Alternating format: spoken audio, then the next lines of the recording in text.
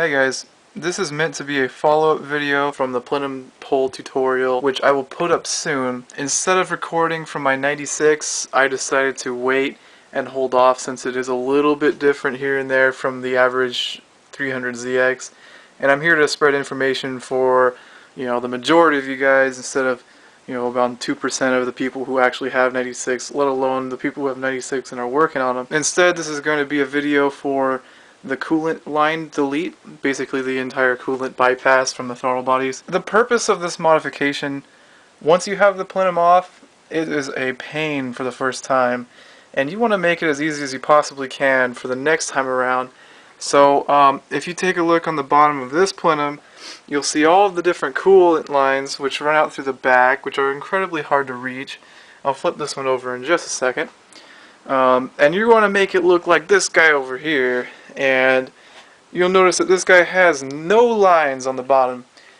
This fitting right here we will remove, and I'll show you how to do that in a minute. And if you went and pulled a plenum that looked like this, all you had to deal with is EGR and the PCV. That's a lot better. I mean, you still have the electricals from the AAC, but then you don't have to deal with all the coolant lines. So let's look at the coolant lines for the plenum that's been untouched. So with the plenum now flipped over, you'll see that we have coolant lines that go through the throttle bodies to warm them up. And the reason behind this was for emissions testing. Some countries run their emissions tests cold. So you bring in your car, bring it in for a smog check, they'll start the car. The goal is to get the emissions as low as possible, as quick as possible. So Nissan devised a plan to heat the throttle bodies, to heat the air going into the engine as soon as you can to help reduce emissions. However, all it really does in the end is cause more problems for leaks and make the process of a plenum pull more complicated than it already is. So what we're going to do is we're going to remove all of these lines, remove all the fittings, and make it as simple as possible. So let me go through the route that the coolant flow goes so you can understand this a little better. Let's see here, this is flipped over. This would be the passenger side, and this is the driver's side over on the left. The coolant will flow from one of these two tubes, I can't recall offhand. We'll go down through here, through this fitting, which we're going to remove completely, down to the throttle body, across the throttle body, and out through the other side, through this straight tube out the back. So this side is relatively simple. We're going to go over to the other side, and you'll see that it has a little bit of a different path towards the back with the IACV and AAC. So again, maybe this will be our coolant in just for demonstration. I don't know which route it actually takes off the top of my head. I'd have to check. It goes from here to the fitting, which we're going to remove again, and down to the throttle body, across, up this tube, all the way down the hard pipe to this point right here. This point is a T, and the T section splits it to where you have one pipe out the back, and then you have this path that goes over the AAC right here, and through a little hole there, and over the back. So this one is quite a pain. You might remember if you take that one off from the plenum pole.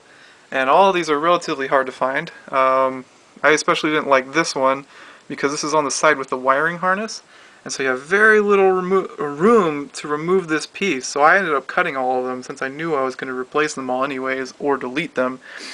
It is very common to have a leak from one of these hoses, and if that happens, with age, you'll have a lot of steam coming from underneath the hood, and the location, the origin of all the steam will be rather hard to find. It's not a very nice surprise when it does happen. So it does happen right around, I'd say, anywhere after 100K or maybe 15 plus years. That's when you're starting to get at risk of these hoses falling apart. I actually, I inspected all mine. They're getting dry, but they're not ready to split yet, and I have 128K, and this car is, I believe, 16 years old. It's a 96. So, I mean, it's got some life left to it at 128K, but I wouldn't want to trust it any more than that. So that's all coming out. To remove these lines, I have an assortment of tools ready to go. I have a nice selection of pliers here. I actually really love these vice grip channel locks. They're push button design. So normally, if you need to change the angle of the teeth for a channel lock, you open it up all the way and you'll be able to slide it. But this one has a locking button, and on the other side, it's the same as a normal channel lock, except for it's a very high resolution for the teeth. So you can change the angles, a very small amount of angle, and set it very precisely where you want to be. So I have a set of these guys, comes in a set of 3, and I really like them for pulling all the hoses. And then I have the typical 300ZX engine bay extra long needle nose pliers, although I doubt I'll be using these. And the most important tool, in my opinion at the moment, is your utility knife, and you want to make sure that this guy is sharp. I say it before, I'll say it again. A dull blade will cause so much problems. You'll take longer, so it's a waste of your time. It'll put you at risk because you'll need to put more force to cut through anything, so you'll probably cut yourself with a dull blade, and overall your work will be sloppier. So do yourself a favor and replace your blades often. I got a pack of 50 of these from Sears for $5. Just replace it and save yourself some time. So what we're going to do is just cut through all the lines, and I'll show you where I cut so that you know how far out the nipples from the throttle body and the flange here for the hard pipe, how far out it goes, and so you don't accidentally mar up your piping, although it doesn't really matter since we're removing all this. It's just kind of nice to know. And so you notice how little force I have to put on this.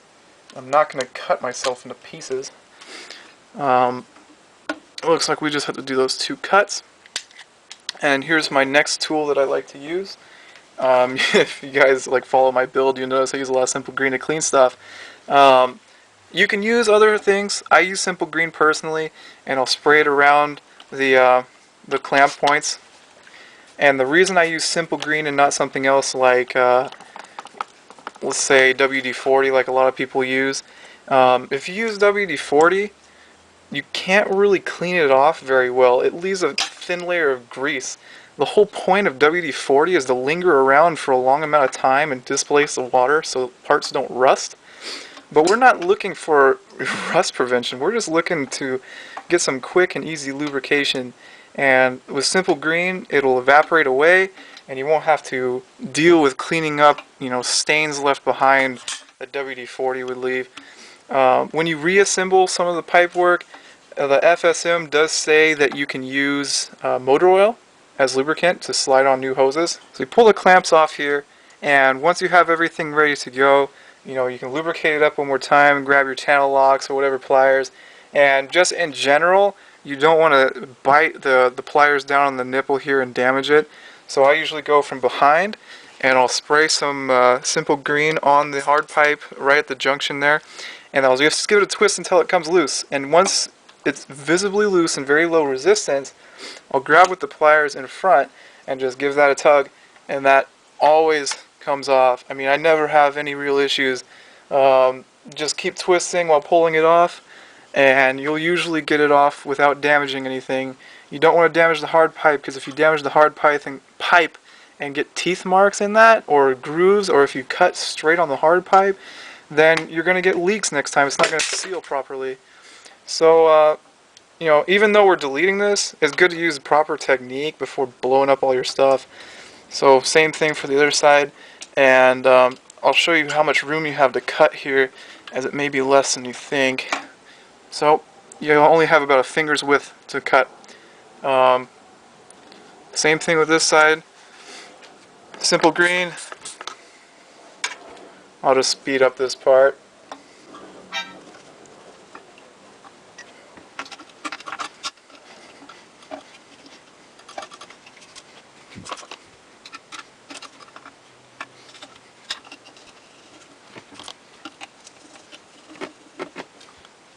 So that's about as far as you have to go. You don't have to take off these 2 fittings because you'll be removing that entire hard pipe. So the next tool you'll need is a 10mm socket to remove these 2 bolts. So now that that's out of the way, we can go ahead and go on the other side, do the same thing.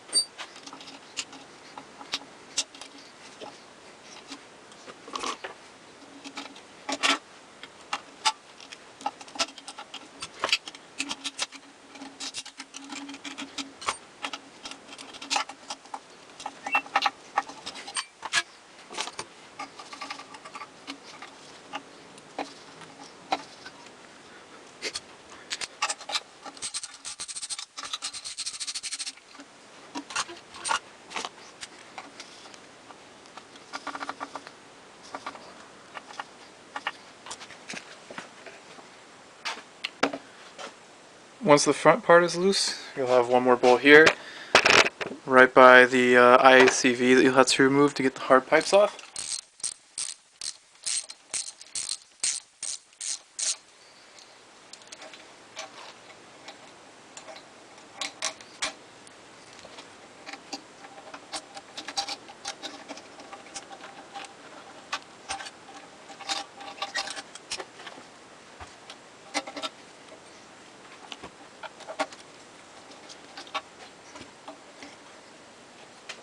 Now you need to unbolt the AAC valve to remove the rest of the hard pipe line.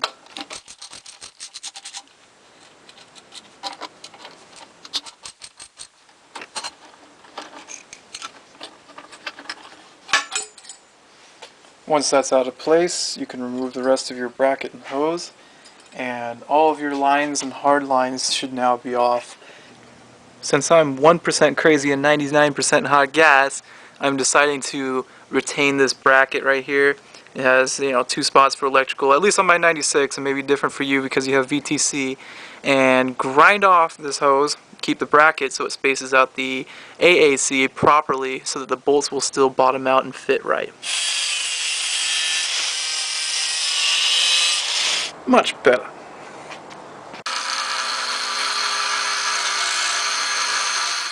So I did a little extra with the coolant bypass. On the passenger side, you normally have a whole ton of hard pipes. Let me just grab them. All this stuff right here, that got deleted. Bypassed by a single hose. So, there's way less clamps now. I believe it went this direction. Just like this, and you can see where I had to cut there, and right here cut, but I'm able to remove all of the coolant lines that sit on top of the cam cover right there. So first thing you notice is now you have some reasonable access to the top of the cams, to the VTCs, although mine's a 96, so there you go. There's 96 VTCs, aka nothing. So what I've done is I've replaced one of the hoses that went up from here straight up to another line, and I bypassed them, eliminating the old line. That short one that really sucks to replace? Here's the clamp for it. It used to go to a point right here with another clamp. Now that just goes straight down to here, clamps to there, bypasses this entire structure that used to come out.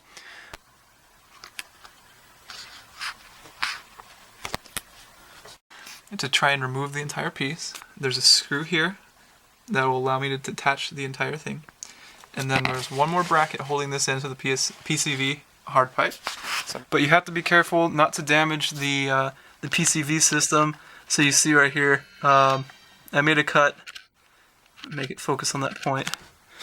I made a cut here, and this piece is welded together, so you can't fully remove it. But just crimped, bent it off, and then removed it that way. That way you can keep your PCV still intact. But the bad thing is you lose the bracket that holds it onto this point above the VTC, because now it might rattle. So I'm gonna figure out a way to mount that. Otherwise you get a little clack in. But once everything's back together, I don't think that'll be a big issue. And on the other side, I'll just bring this around here. Here's the other half of the bypass. From that heater core pipe, goes down behind the cam cover, does a loop, and I have it looping below all of the electronics and EGR, and back to this port right here. So, and this guy, just for reference, you see I have the clamp here. This is the exhaust cam cover. This is intake. This is the back of the PCV. So don't get too mixed up. You don't want to mix those ones up. That wouldn't be too fun. Otherwise, just trace your plumbing. Should be very easy to figure out.